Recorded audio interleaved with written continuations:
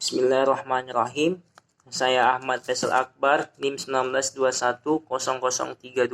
Di sini saya akan menjawab soal UTS dari mata kuliah Fikih Muamalah. Yang pertama soalnya tentang rukun akad dan syarat-syarat akad. Rukun akad yakni satu akid adalah orang yang berakal subjek akad. Yang kedua yakni maqud alaihi yaitu objek akadnya. Yang ketiga maudhu al-akad yakni tujuan atau maksud dalam mengadakan akad itu. Yang keempat sigot al-akad yakni ijab dan qabul dalam melangsungkan akad. Syarat-syarat akad menurut ulama fikih yakni adanya kejelasan maksud antara kedua belah pihak. Yang kedua adanya kesesuaian antara ijab dan qabul. Yang ketiga adanya satu majelis atau adanya kesepakatan antara kedua belah pihak tidak menunjukkan penolakan dan pembatalan dari keduanya. Yang keempat, menggambarkan kesungguhan kemauan dari pihak-pihak yang bersangkutan tidak terpaksa. Selanjutnya kita masuk ke nomor 1, poin B. Jikalau bagaimana jika yang terjadi jika syarat dan rukun akad ini tidak terpenuhi.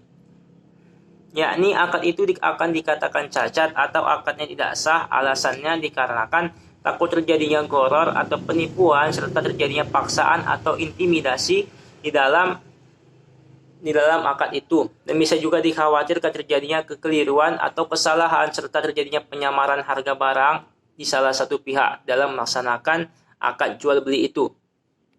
Selanjutnya kita masuk kepada nomor 1 poin C, macam-macam jual beli. Macam-macam jual beli, yang pertama ada jual beli sah menurut hukum, yang kedua jual beli tidak sah menurut hukum dari segi bendanya, yakni jual beli yang terlihat, jual beli benda yang hanya disebutkan sifat-sifatnya, yang ketiga jual beli benda yang tidak sah. Tinjau dari objeknya menurut para ulama ada 3, yakni ada 4 bai'i al-muqayyad, yang kedua bai'i mutlak, yang ketiga bai'i al-sharf, yang keempat bai'i as-salam. Kemudian kita masuk ke nomor 2.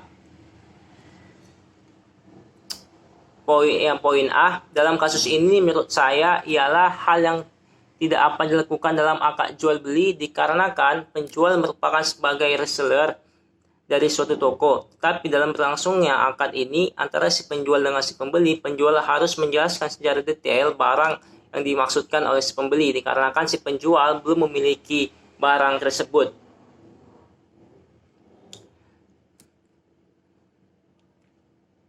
Akad jual beli ini menurut saya sah-sah saja karena sedikit akan berpotensi gharar atau penipuan dalam akad ini, dan keputusan akhir akad ini kan sudah ada pada si pembeli. Jikalau si pembeli tidak puas dengan hal yang dilakukan oleh si penjual, maka si pembeli boleh membatalkan akadnya.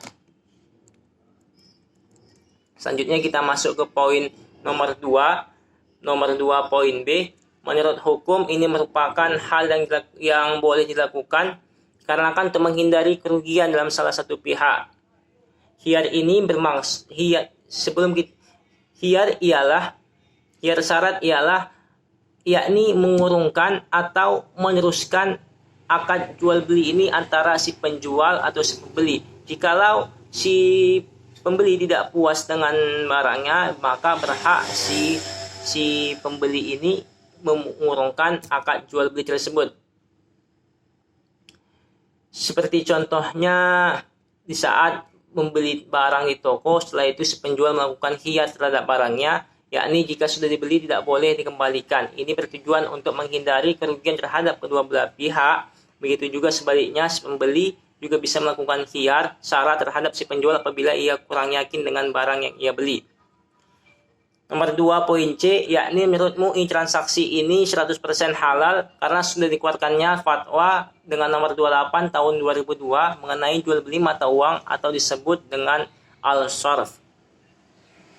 Yang ke nomor 2 poin D, yakni aplikasinya murabaha merupakan salah satu bentuk pembiayaan paling dominan yang saat ini diterapkan dalam keuangan kontemporer, yakni dalam perbankan syariah. Berdasarkan data dari Bank Indonesia pada akhir tahun 2010, jumlah pembiayaan perbankan syariah yang menggunakan sistem murabaha mencapai 61,7% dari total pembiayaan. pembiayaan kala itu. Hal ini dapat tercapai karena dalam produk murabahah ini prinsip kehati-hatian sangat dikedepankan oleh bank relatif. Maka dari itu sedikit tingkat risiko kerugiannya ini sangat kecil dalam murabahah dalam keuangan kontemporer ini. Selanjutnya kita masuk ke nomor 3, poin A. Kaidah ini menjelaskan tentang hukum asal persyaratan dalam muamalah. Persyaratan tersebut hukum asalnya adalah halal dan diperbolehkan kecuali jika ada dalil yang melarang. Sebagaimana hukum asal muamalah itu tersendiri, yaitu diperbolehkan, maka seseorang tidak diperkenankan melarang suatu persyaratan yang sepakati pelaku akad muamalah kecuali jika memang ada dalil yang menunjukkan larangan terhadap persyaratan tersebut. Selanjutnya kita masuk ke nomor 3, poin B, yaitu prinsip al-wadi'ah, yakni titipan dari satu pihak pada pihak lain yang harus dijaga dan dikembalikan setiap saat bila mana orang yang titip mengambilnya. Yang kedua, prinsip al-muharabah, yakni kerjasama antara dua orang atau lebih di mana pihak pertama menyediakan 100% modal dan pihak lainnya sebagai pengolah. Untungannya ini dibagi sesuai perjanjian dan kerugian ditanggung pemilik modal selama bukan kelalaian pengolah.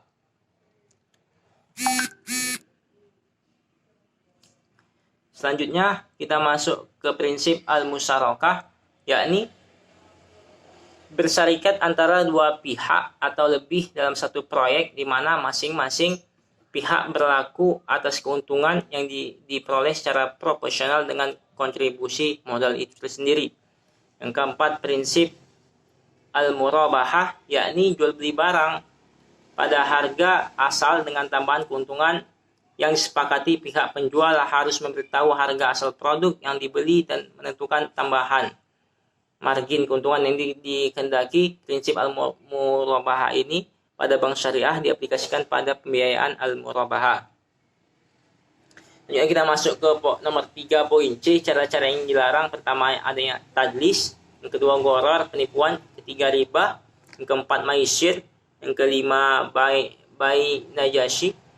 Yang keenam, riswah. Selanjutnya kita masuk ke nomor 4, poin A, yakni tentang khiyar. Khiyar menurut bahasa artinya memilih yang terbaik, sedangkan menurut istilah khiyar ialah memilih antara melangsungkan akad jual beli atau membatalkan atas dasar pertimbangan yang matang dari pihak penjual dan pembeli. Yang kedua, selanjutnya kita masuk ke nomor 4, poin B, yakni pembagian.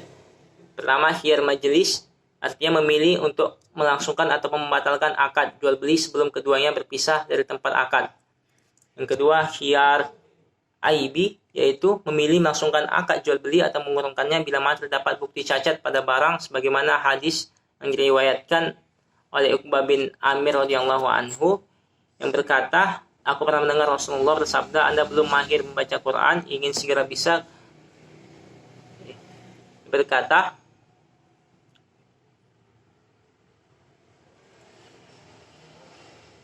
sesama muslim itu bersaudara, tidak halal bagi seorang muslim menjual barangnya kepada muslim lain, padahal pada barang tersebut terdapat aib atau cacat, melainkan dia harus menjelaskannya.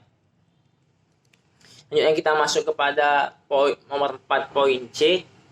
Kapan tuh khiyar itu muncul? Khiyar itu muncul pada saat ingin melaksanakan akad dalam jual beli. Sebelum kita melaksanakan akad dalam jual beli, kita boleh mengadakan khiyar, yakni apakah kita ingin meneruskan akad jual beli ini atau membatalkannya setelah kita melihat barang-barang yang ingin kita beli. Maka apabila barang-barang tersebut sesuai dengan yang kita inginkan, maka kita bisa melakukan khiyar, yaitu meneruskannya hingga terjadinya akad jual beli. Jadi kita masuk ke nomor 4, poin D, yakni jawabannya, meskipun barang yang diperjualbelikan dalam transaksi online atau yang dijelaskan secara detail saja, namun risiko tidak cocokan dan kerugian yang akan dialami oleh pembeli masih mungkin terjadi Oleh karena itu, dalam transaksi ini pihak penjual memberikan hak kepada pembeli untuk mengembalikan barang dan menerima pembayarannya atau menukarkan barang tersebut sesuai dengan ketentuan yang disepakati sebelumnya. Selanjutnya kita masuk ke nomor 5 tentang ijaroh. Ijaroh nomor 5A. Ijarah ialah pemilikan jasa dari seorang yang menyewakan atau mu'azzir oleh orang yang menyewa atau mustajir, serta pemilikan harta dari pihak mustajir oleh seorang mu'azzir. Dengan demikian, ijarah berarti merupakan transaksi terhadap jasa tertentu dengan disertai kompensasi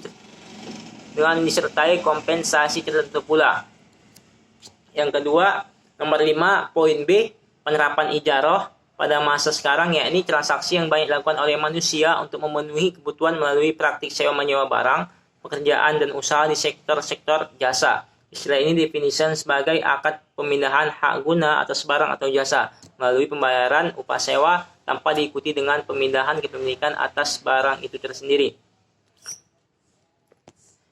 Nomor 5 yang C, yakni akad dalam ijarah mutahiyah bitamlik adalah sewa menyewa antara pemilik objek sewa dan penyewa untuk mendapatkan imbalan atas objek sewa tersebut yang disewakannya dengan opsi perpindahan hak milik objek pada saat tertentu sesuai dengan akad sewa. Yang ke poin kelima, yakni nomor 5 poin D, yakni poin yang terakhir, yakni dengan membayar sewa rumah 1 tahun dan ternyata setelah menempati 2 bulan sudah tidak ditempati, maka uang sewa tidak bisa diambil karena sudah menjadi kesepakatan bersama pada saat awal akad. Maka tempat tersebut ditempati atau tidak, uang sewa tetap tidak bisa dikembalikan. Yang dihitung adalah tempat sewa dengan lama persewaan 1 tahun itu tersendiri.